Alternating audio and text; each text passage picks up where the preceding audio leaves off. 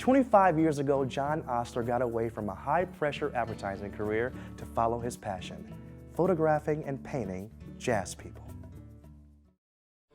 Well, I love photographing and then painting musicians in action, but for me, those quiet moments when they are in thought and really so involved in the music, maybe it's somebody else's music, I think that's magical, and it sort of tells me a lot about the music. Like, this is Bradford Marcellus at the Jazz Festival here in Detroit. At a quiet moment when he was listening to someone else play and deep into it. I really appreciate that type of thing, and that's what I'm trying to accomplish, is show the musician and the music. I guess I can't separate the person that plays the jazz and the jazz. There's no jazz unless you have someone, a thinking person who's adventurous and yet grounded.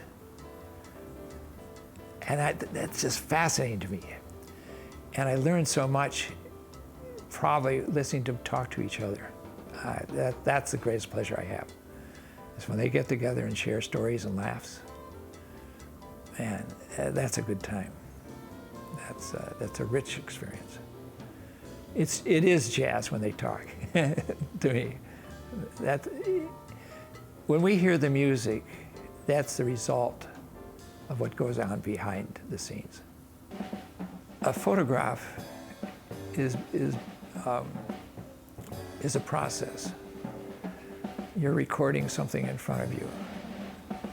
You have to put yourself in front of that, and that's the job. And then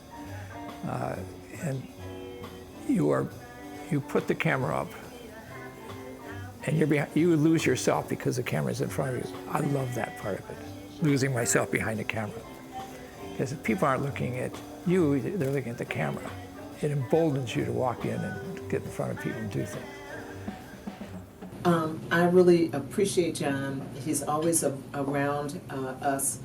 He's there to try to really capture the spirit of what we do. And I think that really shows in the photographs that he takes of us, the poses, the lighting, the kind of reflective looks often musicians have that he's able to capture because he's really paying attention and really trying to get inside of what we do. And I really love him for that.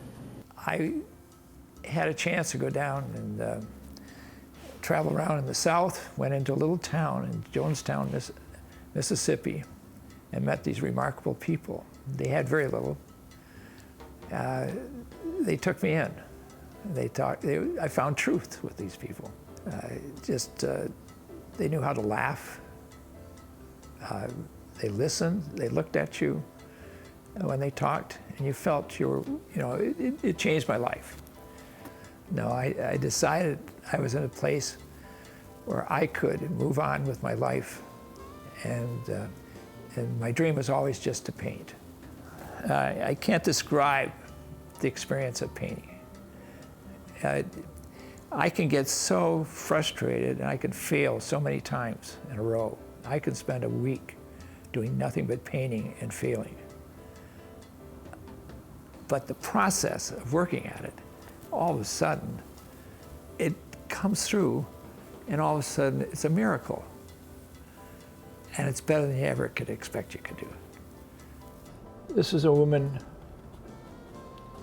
who was in her 70s, late 70s, maybe she was 80 years old, but she came in with this great dignity, this idea that she was beautiful. It was an awesome thing. I would give her a ride home. She was living downtown in some senior housing, and she told me her story that she had been a dancer at the Cotton Club in its heyday in Harlem. I'm holding the first sketch I did for the Jazz Festival poster for last year.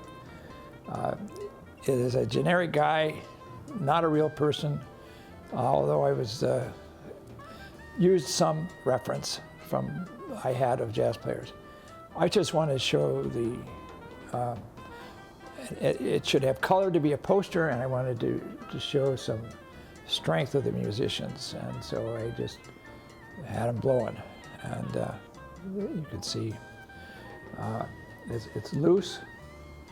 I had to leave a little room, put the copy to let you know it's a festival. Well, sometimes you get in what they call the zone, and you can't do anything wrong. And it's so easy, and everything is magical. You use the wrong brush, and you have a little piece of that brush hits the canvas, and it's perfect. And that's the same thing with their music, but it takes a lot of stuff to get that point where you get in that zone. And when you get 2 or 3 of those guys in the zone together, and they enter and they play off each other, you happen to be there, because it's probably never going to happen in a recording studio. If you happen to be in there, that's the reason you go to jazz clubs. Be there that evening. And you know it because you can see the joy in their faces afterwards. They knew they did something. The same thing with the painting, you have it afterwards. There it is, the canvas. It's done. So other people can share it. You can find out more about John Osler and all the artists featured here today on DetroitPerforms.org.